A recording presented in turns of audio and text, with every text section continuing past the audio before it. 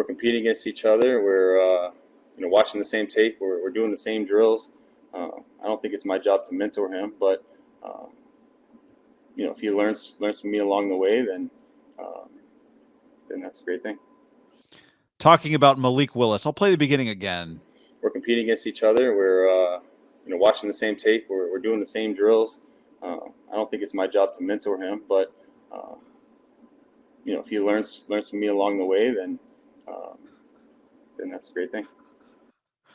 You can come along, but just don't speak, is basically what Ryan Tannehill had to say. That got a lot of people's attention after the Titans drafted Malik Willis in the third round, and Tannehill met with the media on Tuesday. Those were his comments. It's embarrassing. I mean, there's just no way around it. You and I talked right before we hopped on. I mean, part of the deal in the NFL, especially at that position, when I pay you so much goddamn money, it's to be a good guy. And the standard at that position, you could say, is a little unfair, but it's, as Don Draper once said, that's what the money is for. Like, shut your fucking mouth. Like, to me, that's kind of a clown. Like, if I'm Mike Vrabel, look, this is not one. Brady and Manning wouldn't act like that, even if they felt it, internally. And two, there's Eli, who was once replaced by Geno Smith during a consecutive game start streak after he'd won 2 championships for the Giants, by the way. Didn't say a word. This guy, they were the number 1 overall seed in the playoffs. He threw 3 interceptions in the playoff game. And they didn't draft this guy, I'd also say, in the first round. This is a third round, not even close project. Like, Ryan, you are the starter. I don't think he's 1,000,000% guaranteed to be the backup.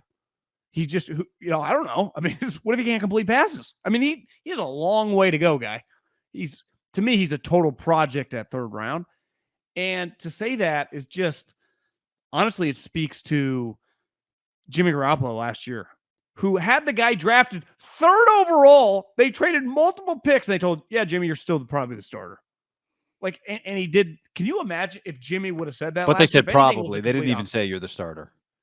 Yeah, they are more sure that Ryan Tannehill is the starter in Tennessee than the Niners were last year that Jimmy Garoppolo was the starter. Well, I'd say the people around Kyle weren't sure. I think Kyle was sure. Good point. But I just that's a pretty embarrassing moment. Even though, like, I just saw Pro Football Talk wrote it. It does look worse in print than when he's saying it. Like, it wasn't that bad. It just had a little Roethlisberger vibey. Remember with Mason Rudolph? I do. It's just not necessary. And again, you're the highest paid guy in the franchise by a country mile. And let's face it, you're not earning that money right now. And if they could, they would have kicked you to the curb. So to operate like that, now he's not a quarterback at heart, right? This guy was a wide receiver once upon a time. It just felt a little selfish, narcissistic, just not quite getting it. Yeah, I think to me, it felt insecure. Like, there's no amount of money he's going to make. Probably the right word to use. $38.6 million this year. Right. But we all know he's not a $38 million quarterback relative to how many quarterbacks are going to make $38 million this year. Now, he's a great story. You said it. Receiver at Texas A&M turned first-round quarterback. And then on top of that, turned into a pretty solid quarterback. Yeah. But I think this is his 3rd contract. The Dolphins extended him. He's made a lot of cash, guy. Yeah. He's I actually understand the feeling, but I pay you $38.6 million this year. I've paid you so much money. Part of that money is for you to understand when your emotions stay inside you and when you share them. And if one day Mike Vrabel in 2 weeks had to have a conversation with Ryan, like, Ryan, I know you think you're our starter, but we need you to help this guy. And that would have just all been behind the scenes, and that would have been fine. To take it public is, to me, to do partly what the job requires you not to do, which is to become a little overwhelmed by your emotions, to be a little, to feel the pressure in a pressure situation and not keep your cool.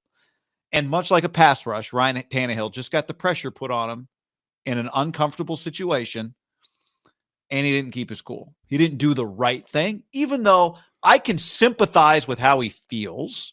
Like, you could argue, here's an example. Not an example. Let me put it to you this way. Because I think we all agree, John Robinson, you talked about it on Monday's live stream, which was a YouTube only. If people missed it, go watch. That was a good show.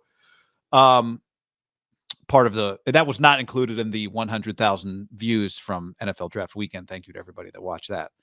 That 107. 107. I rounded up. John Robinson, high level. Mike Vrabel, high level. It's not their job to call Ryan Tannehill and tell him, hey, we're about to draft Malik Willis. Now, would you be protecting Ryan Tannehill from himself when he inevitably gets the question, which the media always asks the quarterback in this spot now, thanks to Aaron Rodgers? Did they tell you they were going to draft this guy? Right? Thanks to the Jordan Love situation now. Anytime a quarterback gets drafted on a team that has an expensive quarterback, hey, advice to quarterbacks, they're going to ask you if they told you ahead of time, and you better have a good answer ready. And maybe the answer is no, but your answer should also then include, but that's okay. It's not their job to let me know ahead of time. I'm just here to compete. I thought when you brought up Aaron Rodgers, you were alluding to when Brett Favre treated him like shit. No, was not. But let me just finish that. Hold on. This guy wasn't a first-round pick. No. Let me just finish that point. So John Robinson, Mike Vrabel, they don't owe Ryan Tannehill that.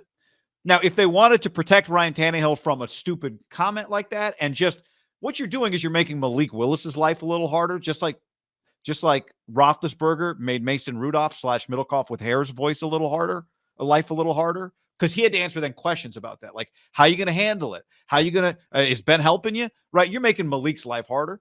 So to me, to help Malik, if I'm the Titans, I call Tannehill and I say, Tannehill, hey, we just drafted Malik Willis. You're going to see it on your TV in 3 seconds. Or we're about to do it. Just heads up. You're our guy. Not out of respect for Ryan. I don't think he deserves that necessarily, but to prevent Malik from now having to answer the question that he's going to get asked. Ryan said he's not mentoring you. How's that going? Now, you could also say this. No, guy. They didn't tell Tannehill that because they wanted to create this. They wanted to make Ryan uncomfortable. They wanted to put Ryan in this spot. They need more from him. Which I would imagine some Bill of Belichick. that. Yeah. Mike Vrabel played for Bill Belichick. So there's two things one thing he likes, putting pressure on players. One thing he hates, players saying things they shouldn't be saying. Belichick hates it too. I just go back. Maybe they wanted Tannehill in this situation, but yeah, to me, I just go back. Like the tone's kind of been set, like how to act, and it's the high bar. But yeah, Alex Smith, Jimmy Garoppolo, I totally agree. You kind of look, and even this I'll say about Roethlisberger. Roethlisberger had a lot of Pro Bowls and a couple Super Bowl appearances and some rings, and he was already a Hall of Famer. Yeah, so I'd say I don't even like comparing. Roethlisberger's allowed to act a little weird, but no one considered Roethlisberger like Mr. Character, right? I mean, I thought one thing about Tannehill, like high level guy. I don't know that much about him. I just thought high level guy, like that's a low level guy move right there. I've seen what high level guys do. Alex and Jimmy. We just have 2 recent examples. That was a low level move, and honestly, you could see the anger on his face. Part of being a quarterback, you have to be able. Like there had to be days last year when Jimmy was like, "God, this is bullshit. This guy doesn't know the fucking plays, and I'm getting asked by all these guys about this and that." It's like he can't even rattle half the playbook. Things that would never come out. But every time he'd suck it up, be like, God, he's handling it really well. I mean, Alex, still to this day, they talk about Alex in Chiefland, about how he mentored, and Mahomes always goes out of his way to be like, I owe Alex a lot for showing me the ropes. And it doesn't mean, to me, words are pretty overrated. Actions matter. Like if it comes out in 6 months, Tannehill and they're getting along great and he's been great to him. It just seems like he did create something that didn't need to be created. Yeah, 100%. In this day and age where he knows the deal. If you're John Lynch, and I'm giving you a fake scenario, but I mean the sentiment of it, would you text Scott Fitterer, the GM of the Panthers, and say, hey man, I know you're going to draft a quarterback soon. Let me tell you how Jimmy Garoppolo is going to handle that situation. I'm not sure how Baker's going to handle it. Just FYI, right? And use today as an example, because this is what we're talking about. This is the Niners' best selling point, or one of the Niners' best selling points. It's kind of convoluted because you're telling a team Jimmy's not the quarterback of your future, but you're also telling them when you find the quarterback of your future, this guy's going to help them. I wonder if it's part of the reason. Did the Niners look at each other today and go, huh? But a good thing everyone knows that Baker would not handle a situation well. Yeah. Did the Niners look at each other today and go, man, if Jimmy's our backup, we'd be lucky to have him this year based on what we just saw. You're hard pressed to find a guy like Jimmy Garoppolo. And it's true. I mean, I'm tongue in cheek, but it is true. Jimmy Garoppolo, Alex Smith, those guys in those situations are outliers. Jimmy, we just need you to give us $17 million back. And for every game that you start, we'll have $1.5 million bonuses, but we need to give money to Debo to front load his contract, be a team player, Could the Jets acquire Jimmy Garoppolo? Just like, you know what? Let's take a step back. Zach, mentor this year. We got all this talent around Jimmy. Let's just try and win, and then we'll bring Zach along later.